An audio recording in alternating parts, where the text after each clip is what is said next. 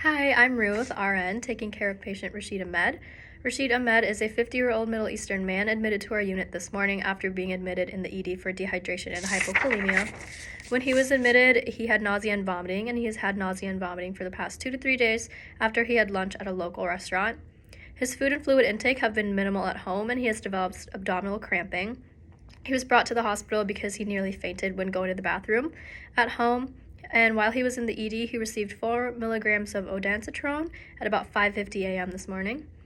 And while he was in the ED, his vitals and labs have been obtained. He had some abnormal vital signs, including his pulse, which was 122. His blood pressure was 100/72 with some orthostatic hypotension. His respiratory rate was 29, and his temperature was 101, so he has a fever. His radial pulse was 120 and irregular, and he reported to have some pain. He had a headache and stomach cramps that he rated 4 out of 10 on the pain scale.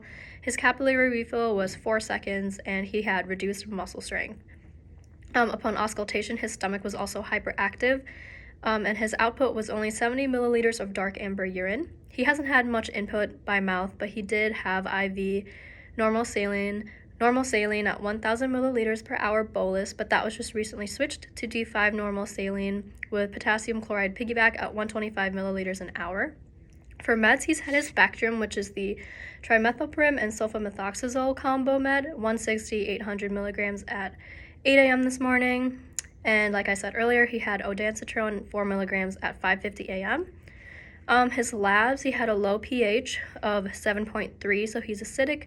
His bicarbonate is also low at 15, high hematocrit at 55, high white blood cell count at 21, low sodium at 130, and high BUN at 26. And for his support system, he has his wife with him. So I would just request that you recheck his potassium, since I just gave him the potassium chloride. Check that in about 2 hours and call the provider to order another potassium check if necessary. If you check his potassium and it was still running kind of low, just recheck it again after 2 hours to make sure that it's stable.